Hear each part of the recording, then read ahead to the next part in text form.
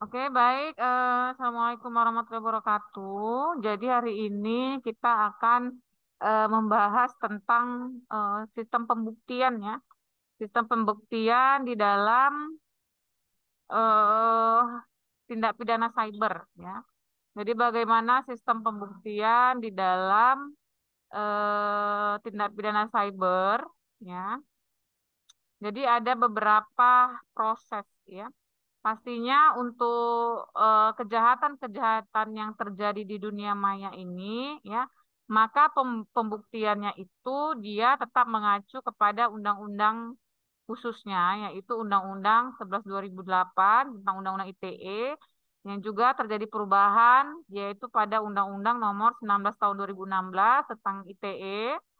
Nah, di situ tetap ya, untuk acara kita memakai yang namanya KUHP.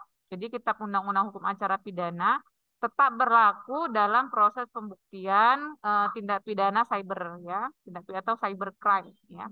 Nah, pada pasal 184 KUHP kita ketahui bahwa ada 5 alat bukti dan salah satunya itu juga termasuk dalam alat bukti surat digital ya. Nah, kemudian di dalam pasal 5 Undang-Undang ITE juga menjelaskan bahwa dokumen elektronik ya atau sebentar ya.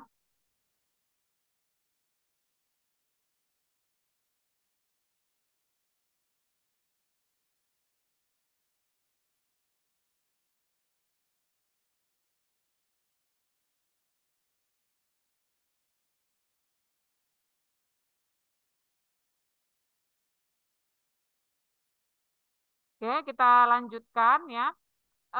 Jadi di dalam yang namanya Undang-Undang ITE itu ada pada pasal 5 di mana ketentuannya bahwa bukti digital itu sah ya menjadi alat bukti surat, yaitu surat digital.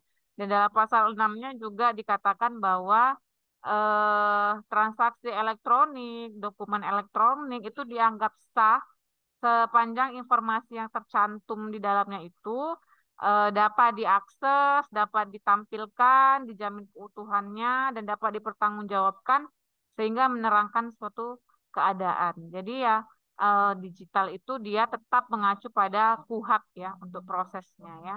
Nah, kemudian bagaimana proses dalam pembuktian tindak pidana cyber ini di dalam kepolisian ya itu mengacu juga kepada SOP. Jadi sudah ada SOP di mana? Di mana ngambil? Lama. Jadi di dalam SOP yang ada di dalam kepolisian kita di Polri kita, SOP-nya ini juga mengacu pada standar FBI ya atau standar federalnya Amerika. Jadi untuk SOP-nya itu mengacu seperti itulah ya.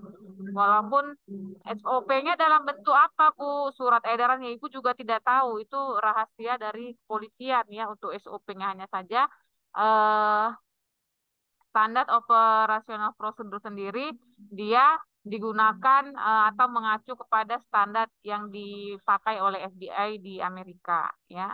Nah, kemudian prosesnya seperti apa? Nah, di sini penyidik Polri itu tetap dibantu ya oleh laboratorium forensik komputer ya atau IT-nya digital forensik.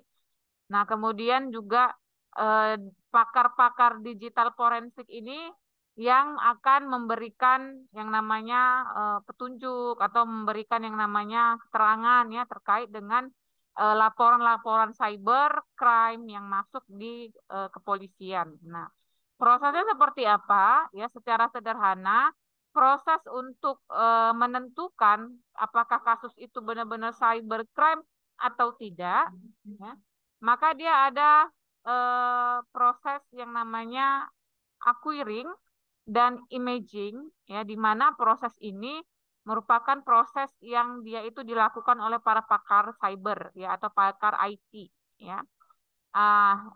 Acquiring ini dia menduplikat, ya, menduplikat, atau dia mengcopy eh, file yang menjadi alat bukti tersebut. Nah, kemudian nanti dilakukanlah analisis oleh ahli digital forensik, ya.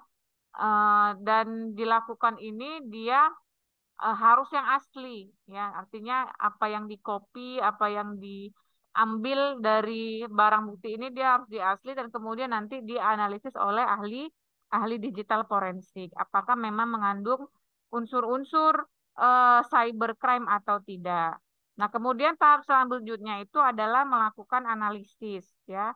Setelah dia proses acquiring, imaging tadi yang mengcopy ini atau menduplikat file asli tadi, ya, maka dilanjutkan menganalisis isi data, terutama yang sudah dihapus, disembunyikan, dienkripsi, dan jejak log filenya yang ditinggalkan. Jadi analisis ini, barang bukti digital ini akan dilimpahkan penyidik kepada kejaksaan untuk selanjutnya dibawa ke pengadilan. Jadi begitulah prosesnya ya dalam melihat atau menentukan apakah memang ini terjadi tindak pidana sesuai dengan pasal-pasal dalam Undang-Undang ITE, ya. Nah, kemudian dalam menentukan lokus dan tempus, ya, lokus dan tempus delikti, ini juga belum ada aturan yang tertulis, ya, di mana lokus, ya, atau di mana waktu dan tempat terjadinya tindak pidana cybercrime. Kenapa? Karena memang cybercrime ini kan namanya maya, ya, dunia maya. Maka kita tidak tahu di mana kejadian itu terjadi, kemudian kapan waktunya. Maka mengacu pada pendapat para pakar, ya, bahwa ada beberapa pendapat yang dapat dipegang untuk menentukan di mana letak lokus atau waktu dan tempus dari kejadian cyber ini, ya. Yang pertama ini teorinya ini menekankan bahwa di dalam dunia cyber itu terdapat dua hal utama, yaitu uploader atau pihak yang memberikan informasi dan downloader atau pihak yang mengakses informasi. Jadi itu bisa dilacak siapa yang upload dan siapa yang mendownload. Itu yang pertama. Kemudian yang kedua, dalam pendekatannya penyidik memperlakukan server di dalam halaman web secara fisik berlokasi tempat mereka dicatat atau disimpan sebagai data elektronik. Jadi penyidik melihat di mana lokasi server dari halaman web tersebut. Jadi itulah dia tempusnya, ya, atau tempatnya. Nah, di mana server berada, di mana server dari halaman web yang mengandung.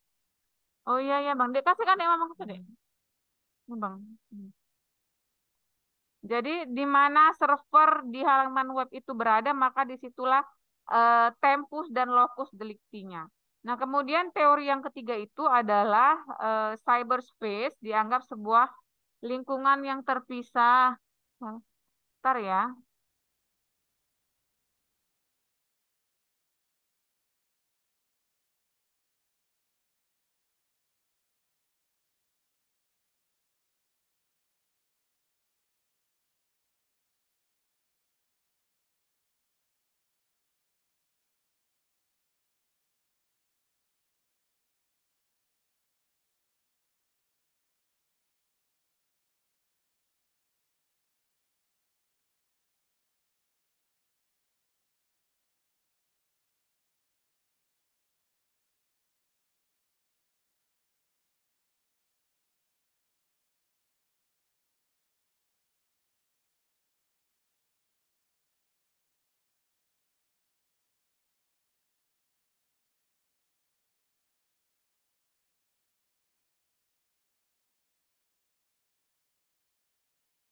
Kita lanjutkan ya. Jadi yang ketiga itu adalah apa tadi? Bentar ya. Cyberspace ya. Cyberspace dianggap sebagai suatu lingkungan hukum yang terpisah dengan hukum konvensional, di mana setiap negara itu memiliki kedaulatan yang sama. Jadi dalam hal cyberspace itu maka dimanapun ini bisa terjadi ya tempat dan kejadiannya, tergantung pada kembali lagi ini di mana servernya gitu. Ini di mana penguploadnya, di mana yang mendownload. Karena memang namanya cyber ini kan dia bisa lintas negara, ya, bisa lintas benua bahkan ya. Jadi memang untuk lokus dan tempus atau waktu dan tempat kejadian sendiri itu tidak bisa dipatokkan seperti itu. Maka tergantunglah penyidik Polri atau kejaksaan menentukan di mana sesuai dengan teori yang Ibu sampaikan tadi, ya. Nah, itu untuk pembuktian, pembuktian cyber ya. Nah, kemudian ada beberapa hal juga yang perlu kalian ketahui ya. Jadi bisa juga dibaca jurnal-jurnal yang berkaitan dengan pembuktian Undang-Undang ITE ya.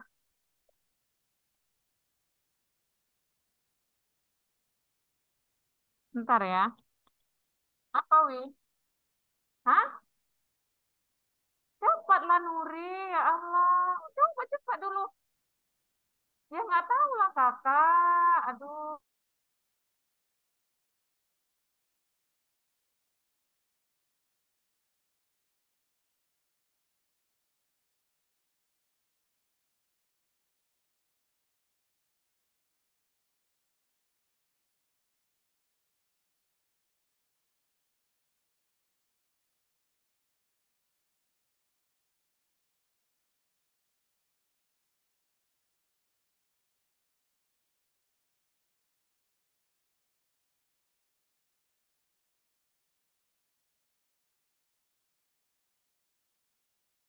Oke.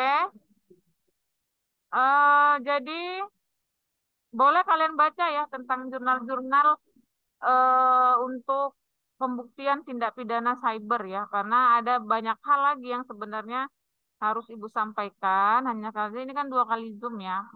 Nanti akan ada pembahasan lain lagi ya selain ini. Tetapi memang untuk cybercrime ini dia tetap mengacu pada yang namanya apa, KUHP ya, KUHP pasal 18, kemudian prosesnya juga tetap dia mengacu pada Kitab Undang-Undang Acara Pidana ya. Walaupun ya seperti tadi itu dia memakai bantuan yang namanya ahli forensik ya, seperti itu. Oke, ada yang mau ditanyakan mungkin untuk pembuktian dalam kasus cybercrime ini, silakan.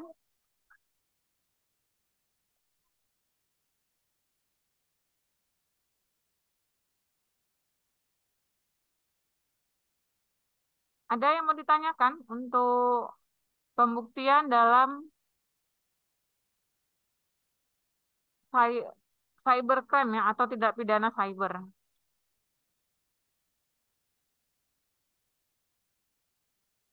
Tidak ada? Pas? Oke, karena tidak ada ya maka Ibu anggap paham ya. Nah, ini sepertinya ada Ibu kasih tugas ya Sabtu lalu ya kalau nggak salah. Ada nggak untuk tindak pidana cyber?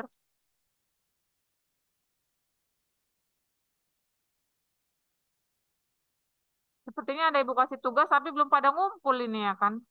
Karena di grup sepi-sepi aja Ibu lihat. Iya,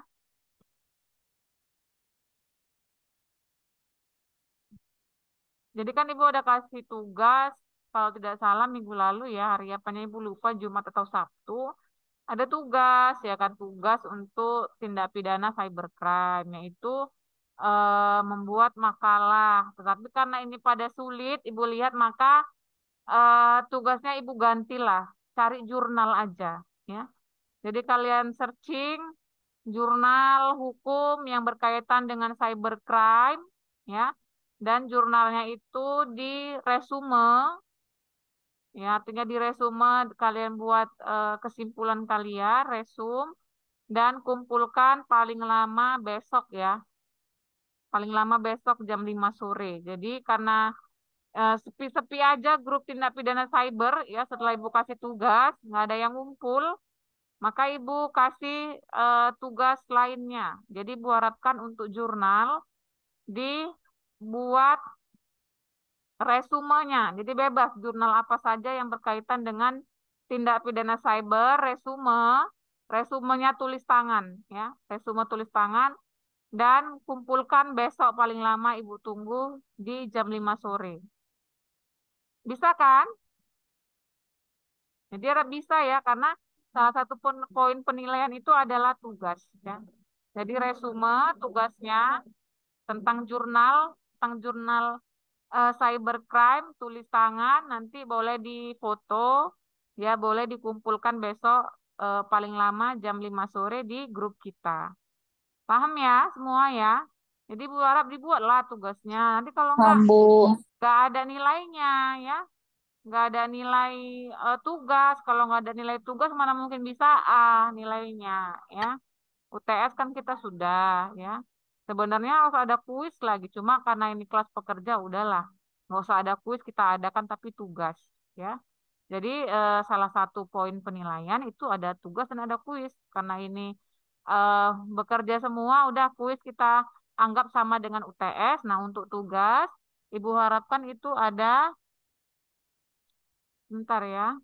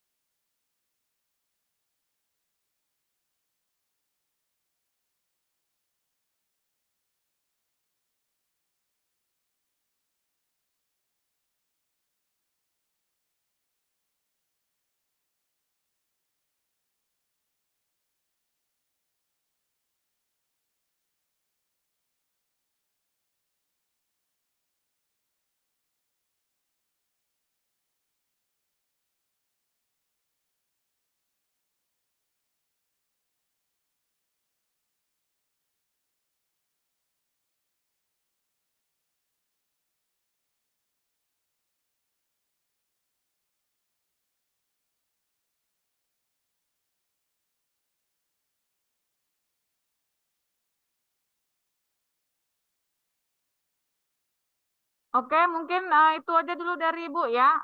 Untuk Zoom sekali lagi, mungkin sekitar 20 menit lagi ya. Ibu mau keluar bentar soalnya ya. Nanti 20 menit lagi akan Ibu buat di WA grup kita untuk Zoom sekali lagi. Dan nanti Zoom terakhir ya. Jadi perkuliahan kita hari ini terakhir Zoom-nya dan akan Ibu share link keduanya nanti sekitar 20 menit lagi. Oke, ada yang mau ditanyakan? Tidak ada, Bu. Oke, pas ya, Ibu harap dikerjakan apa yang Ibu sampaikan tadi tugasnya ya untuk poin penilaian.